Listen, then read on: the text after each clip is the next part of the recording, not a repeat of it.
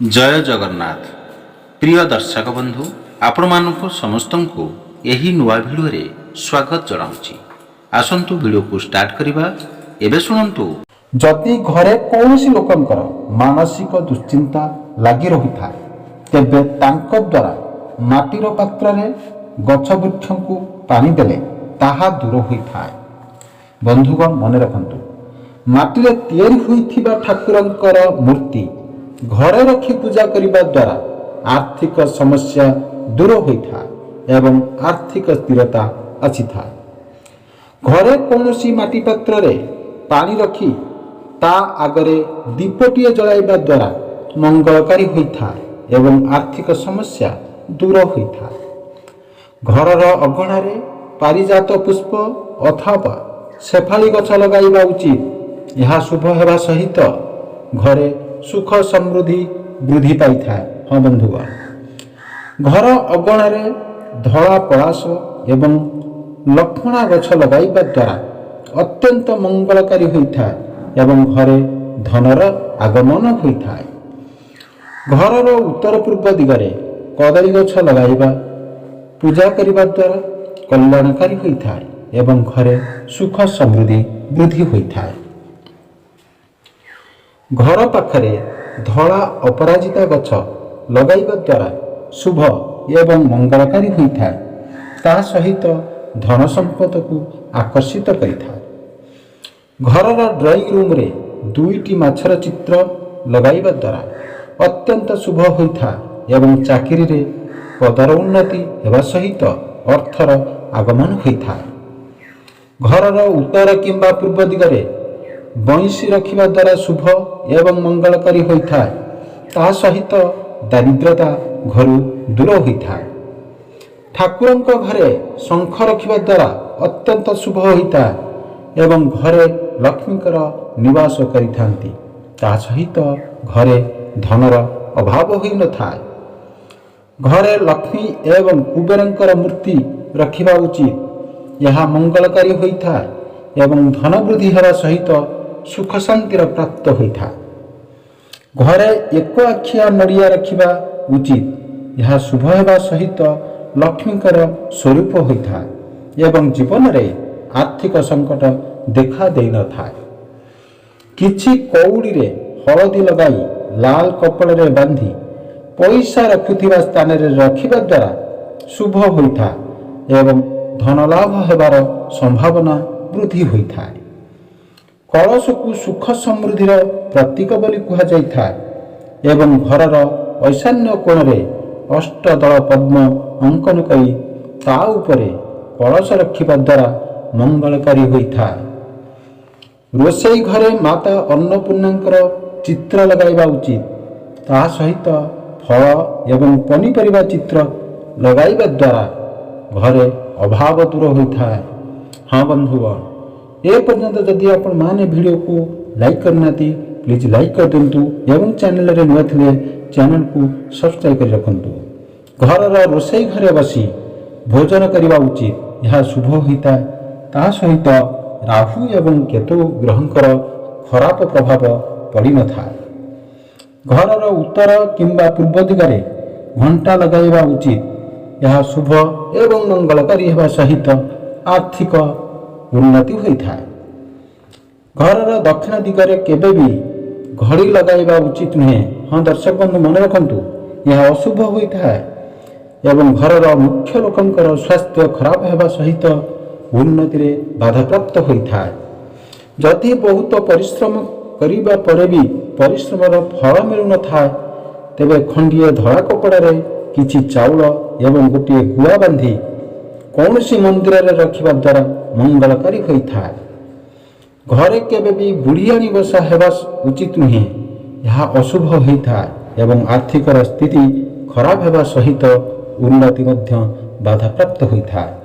हाँ बंधुगण, हाँ दर्शक बंधु, आपण माने जदि वीडियो को लाइक करना वीडियो को प्लीज लाइक कर दिंतु एवं चैनल रे नुआ थिले चैनल को सब्सक्राइब कर दिंतु। घरे बुढ़ियाणी जाल रही धार्मिक कार्य लाभ प्राप्त होई न था एवं परिवार लोकंक भितरे संपर्क खराब होता है। जदि जाल बुड़ुथिबा बुढ़ियाणी देखंती ତେବେ ଶୁଭ ହୋଇଥାଏ ଏବଂ କାର୍ଯ୍ୟରେ ସଫଳତା ପ୍ରାପ୍ତ ହେବା ସହିତ ପ୍ରଶଂସା ମିଳିବାର ସଂକେତ ହୋଇଥାଏ। ଯଦି ନିଜର ଆର୍ଥିକ ସ୍ଥିତିରେ ସୁଧାର ଆଣିବାକୁ ଚାହୁଁଥାନ୍ତି, ତେବେ ଘରର ଉତ୍ତର ଦିଗରେ ଥିବା କାନ୍ଥରେ ସବୁଜ ରଙ୍ଗ କରିବା ଉଚିତ। ଏହା ମଙ୍ଗଳକାରୀ ହୋଇଥାଏ। ଘରେ ପ୍ଲାଷ୍ଟିକ ଫୁଲ କିମ୍ବା ଗୁଲଦସ୍ତା ରଖିବା ଉଚିତ ନୁହେଁ। ଏହା ଅଶୁଭ ହୋଇଥାଏ ଏବଂ ଘରେ ନକାରାତ୍ମକ ଶକ୍ତି ବୃଦ୍ଧି ପାଇଥାଏ। ଏହା ମାନିଲେ ଆପଣମାନଙ୍କର ମଙ୍ଗଳ ହେବ। ଘରେ ଶୁଖିଲା ଫୁଲ ରଖିବା ଉଚିତ ନୁହେଁ। ଏହା ଅଶୁଭ ହୋଇଥାଏ ଏବଂ ପରିବାର ଲୋକଙ୍କର ସ୍ୱଭାବ ଚିଡ଼ଚିଡ଼ା ହେବା ସହିତ ହସ ଖୁସି ଦୂରେଇ ଯାଇଥାଏ। ହଁ ବନ୍ଧୁଗଣ, ଏସବୁ ଯଦି ଆପଣମାନେ ନିଜ କାର୍ଯ୍ୟରେ ଲଗାଇ ଚାଲନ୍ତି ତାହେଲେ ଆପଣମାନଙ୍କର ମଙ୍ଗଳ ଏବଂ ଶୁଭଫଳ ପ୍ରଦାନ ହେବ। କେବେ ବି ଅନ୍ୟ କାହାର ଘଡ଼ି ମାଗି ନିଜେ ବ୍ୟବହାର କରିବା ଉଚିତ ନୁହେଁ। ଏହା ଅମଙ୍ଗଳକାରୀ ହୋଇଥାଏ ଏବଂ ତାଙ୍କର ଖରାପ ସମୟ ଭୋଗିବାକୁ ପଡ଼ିପାରେ। ଅନ୍ୟ ଲୋକଙ୍କର ମୁଦି କେବେ ବି ମାଗିକରି ପିନ୍ଧିବା ଉଚିତ ନୁହେଁ। ଏହା ଅଶୁଭ ହୋଇଥାଏ ଏବଂ କୌଣସି ସମସ୍ୟା ଦେଖାଦେବାର ସମ୍ଭାବନା ରହିଥାଏ। ଅନ୍ୟ କାହାର ବସ୍ତ୍ର କେବେ ବି ମାଗିକରି ପିନ୍ଧିବା ଉଚିତ ନୁହେଁ। ଏହା ଅଶୁଭ ହୋଇଥାଏ ଏବଂ ଦୁର୍ଭାଗ୍ୟ ଦେଖାଦେବା ସହିତ ସ୍ୱାସ୍ଥ୍ୟ ସମସ୍ୟା ଦେଖାଦେଇଥାଏ। ହଁ ବନ୍ଧୁଗଣ, ଏହା ଯଦି ଆପଣମାନେ କାର୍ଯ୍ୟରେ ଲଗାନ୍ତି ଆପଣମାନଙ୍କର ନିଶ୍ଚିନ୍ତ ରୂପରେ ମଙ୍ଗଳ ହେବ। ଅନ୍ୟ କାହାର ଜୋତା କିମ୍ବା ଚପଲ ପିନ୍ଧିବା ଉଚିତ ନୁହେଁ। ଏହାଦ୍ୱାରା ଦାରିଦ୍ରତା ଦେଖାଦେବାର ସମ୍ଭାବନା ରହିଥାଏ ଏବଂ ଅନ୍ୟ ଲୋକଙ୍କ ସମସ୍ୟା ନିଜେ ଭୋଗିବାକୁ ପଡ଼ିଥାଏ। ଅନ୍ୟ କାହାର ପେନ୍ କିମ୍ବା ପେନସିଲ୍ ଯଦି ବ୍ୟବହାର କରୁଥାନ୍ତି ତେବେ ତାକୁ ନିଶ୍ଚିନ୍ତ ରୂପେ ଫେରାଇବା ଉଚିତ। ଏହାଦ୍ୱାରା ଆର୍ଥିକ ହାନି ହେବାର ସମ୍ଭାବନା ରହିଥାଏ। ଅନ୍ୟ ଲୋକଙ୍କ ଶେଯରେ କେବେ ବି ଶୋଇବା ଉଚିତ ନୁହେଁ। ଏହା ଅମଙ୍ଗଳକାରୀ ହୋଇଥାଏ ଏବଂ ଅର୍ଥ ଅଭାବ ଦେଖାଦେବା ସହିତ କୌଣସି ସମସ୍ୟା ମଧ୍ୟ ଦେଖାଦିଏ। ରବିବାର ଦିନ ହାଲକା ଗୋଲାପୀ, ନାରଙ୍ଗୀ, ଲାଲ କିମ୍ବା ସୁନେଲି ରଙ୍ଗର ବସ୍ତ୍ର ପିନ୍ଧିବା ଦ୍ୱାରା ସୂର୍ଯ୍ୟଦେବଙ୍କର ଆଶୀର୍ବାଦ ପ୍ରାପ୍ତ ହୋଇଥାଏ ଏବଂ ଆତ୍ମବିଶ୍ୱାସ ବୃଦ୍ଧି ହୋଇଥାଏ। ସୋମବାର ଦିନ ଧଳା, ଘିଅ ରଙ୍ଗ, ରୂପେଲି କିମ୍ବା ଫିକା ରଙ୍ଗର ବସ୍ତ୍ର ପିନ୍ଧିବା ଦ୍ୱାରା ଶୁଭ ହୋଇଥାଏ ଏବଂ ସୁଖ ଶାନ୍ତିର ପ୍ରାପ୍ତ ହୋଇଥାଏ। ମଙ୍ଗଳବାର ଦିନ କମଳା ରଙ୍ଗର କିମ୍ବା ଲାଲ ରଙ୍ଗର ବସ୍ତ୍ର ପିନ୍ଧିବା ଦ୍ୱାରା ଶୁଭ ହୋଇଥାଏ ଏବଂ ଉତ୍ସାହର ସହିତ ସାହସ ମଧ୍ୟ ବୃଦ୍ଧି ହୋଇଥାଏ। ବନ୍ଧୁଗଣ, ଏହା ଆପଣମାନେ ଯଦି ମାନନ୍ତି ଆପଣମାନଙ୍କର ନିଶ୍ଚିନ୍ତ ମଙ୍ଗଳ ହେବ। ବୁଧବାର ଦିନ ସବୁଜ ରଙ୍ଗର ବସ୍ତ୍ର ପରିଧାନ କରିବା ଦ୍ୱାରା ଶୁଭ ହୋଇଥାଏ ଏବଂ ଗଣେଶଙ୍କର ଆଶୀର୍ବାଦ ପ୍ରାପ୍ତ ହେବା ସହିତ ବୁଦ୍ଧି ଏବଂ ଜ୍ଞାନ ପ୍ରାପ୍ତି ହୋଇଥାଏ। ଗୁରୁବାର ଦିନ ହଳଦିଆ ବସ୍ତ୍ର ପିନ୍ଧିବା ଦ୍ୱାରା ମଙ୍ଗଳକାରୀ ହୋଇଥାଏ ଏବଂ ସୁଖ ସମୃଦ୍ଧି ପ୍ରାପ୍ତ ହେବା ସହିତ ଭାଗ୍ୟ ଏବଂ ଆୟୁ ବୃଦ୍ଧି ହୋଇଥାଏ। ଶୁକ୍ରବାର ଦିନ ଧଳା, ଗୋଲାପୀ କିମ୍ବା ବେରଙ୍ଗୀ ବସ୍ତ୍ର ପିନ୍ଧିବା ଦ୍ୱାରା ଶୁଭ ହୋଇଥାଏ ଏବଂ ଧନ ବୃଦ୍ଧି ହେବା ସହିତ ସୁଖ ସମୃଦ୍ଧି ପ୍ରାପ୍ତ ହୋଇଥାଏ। ଶନିବାର ଦିନ କଳା, ନୀଳ କିମ୍ବା ବାଇଗଣୀ ରଙ୍ଗର ବସ୍ତ୍ର ପିନ୍ଧିବା ଦ୍ୱାରା ଶୁଭ ହୋଇଥାଏ ଏବଂ ଆତ୍ମବିଶ୍ୱାସ ସହିତ ସାହସ ବୃଦ୍ଧି ହୋଇଥାଏ।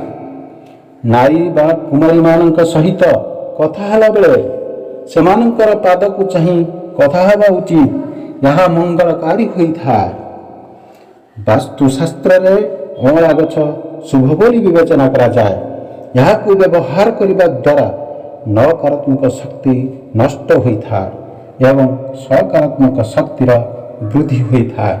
ବନ୍ଧୁଗଣ, ଏ ପର୍ଯ୍ୟନ୍ତ ଯଦି ଆପଣମାନେ ଭିଡ଼ିଓକୁ ଲାଇକ୍ କରିନାହାନ୍ତି ଭିଡ଼ିଓକୁ ଲାଇକ୍ କରିଦିଅନ୍ତୁ ଏବଂ ଚ୍ୟାନେଲରେ ନୂଆ ଥିଲେ ଚ୍ୟାନେଲକୁ ସବସ୍କ୍ରାଇବ୍ କରିଦିଅନ୍ତୁ। ଅଁଳା ଗଛ ଘର ଆଗରେ ଲଗାଇବା ଦ୍ୱାରା ଧନ ବୃଦ୍ଧି ପାଇଥାଏ। ଘରେ ସୁଖ ଶାନ୍ତି ମଧ୍ୟ ବୃଦ୍ଧି ପାଇଥାଏ। ଅଁଳା ଗଛରେ ଭଗବାନ ବିଷ୍ଣୁଙ୍କର ସୁଗନ୍ଧ ଥିବା ବିଶ୍ୱାସ କରାଯାଇଥାଏ। ସେଥିପାଇଁ ପଞ୍ଚମୀଟିରେ ଭାରତୀୟ ଅଁଳା ଗଛ ତଳେ ବ୍ରାହ୍ମଣମାନଙ୍କୁ ଖାଦ୍ୟ ଦେବା ଦ୍ୱାରା ସବୁ ପ୍ରକାରର ଅସୁବିଧାରୁ ମୁକ୍ତି ମିଳିଥାଏ। ଧନ ଏବଂ ସମୃଦ୍ଧତା ବଢ଼ିଥାଏ। ଆସନ୍ତୁ ଏବେ ଜାଣିବା ବନ୍ଧୁଗଣ କେଉଁ ଦିନ ଅଁଳା ଗଛ ଲଗାଇବା ଶୁଭ ହୋଇଥାଏ? ଗୁରୁବାର ଓ ଶୁକ୍ରବାର ଲଗାଇ ପାରିବେ। ଅକ୍ଷୟ ନବମୀ ଏକାଦଶୀ ଉପରେ ଏହି ବୃକ୍ଷରୋପଣ କରିବା ବହୁତ ଶୁଭ ବୋଲି ବିବେଚନା କରାଯାଏ। ଏବେ ଆସନ୍ତୁ ଜାଣିବା ବନ୍ଧୁଗଣ କେଉଁ ଦିଗରେ ବୃକ୍ଷରୋପଣ କଲେ ବହୁତ ଶୁଭ ଫଳ ମିଳିଥାଏ। ଯଦି ଆପଣ ଘର ଭିତରେ ଏକ ଅଁଳା ଗଛ ଲଗାଉଛନ୍ତି ତେବେ ଆପଣ ଏହାକୁ ଉତ୍ତର ପୂର୍ବ କିମ୍ବା ଉତ୍ତର ପୂର୍ବ ଦିଗରେ ଲଗାଇ ପାରିବେ। ଏହି ଦିଗରେ ଲଗାଇଲେ ଶୁଭ ଫଳାଫଳ ମିଳିଥାଏ। ବନ୍ଧୁଗଣ, ଯଦି ଆପଣମାନେ ଏ ପର୍ଯ୍ୟନ୍ତ ଭିଡ଼ିଓକୁ ଲାଇକ୍ କରିନାହାନ୍ତି ପ୍ଲିଜ୍ ଭିଡ଼ିଓକୁ ଲାଇକ୍ କରିଦିଅନ୍ତୁ ଏବଂ ଚ୍ୟାନେଲରେ ନୂଆ ଥିଲେ ଚ୍ୟାନେଲକୁ ସବସ୍କ୍ରାଇବ୍ କରିଦିଅନ୍ତୁ। ବନ୍ଧୁଗଣ, ମନେ ରଖନ୍ତୁ, ଯଦି ଭୟଙ୍କର ପେଟ ଗ୍ୟାସ୍ର ଅସୁବିଧା ହେଉଥିଲେ ତେବେ ପାନମଧୁରୀ, ପୋଦିନା ପତ୍ର, ଅଦା ଓ କାଗଜ ଲେମ୍ବୁକୁ ମିକ୍ସ କରି ପିଇବା ପାଣି ସହିତ ଜୁସ୍ କରି ସେବନ କଲେ ପେଟର ଗ୍ୟାସ୍ ସମସ୍ୟା ଭଲ ହେବା ସହିତ ଶରୀରରେ ଥିବା ବର୍ଜ୍ୟବସ୍ତୁ ବାହାରି ଯାଇଥାଏ। ବନ୍ଧୁଗଣ, ଏବେ ଶୁଣନ୍ତୁ, ପ୍ରତିଦିନ ସଜନା ଶାଗ ଖାଇଲେ ମରିବା ପର୍ଯ୍ୟନ୍ତ ଚଷମା ଲଗାଇବାକୁ ପଡ଼ିବ ନାହିଁ। ନିୟମିତ କଲରା ଶାଗ ଖାଇବା ଦ୍ୱାରା ପେଟ ସମ୍ପୂର୍ଣ୍ଣ ରୂପେ ସଫା ହୋଇଯାଇଥାଏ। Thank you so much watching.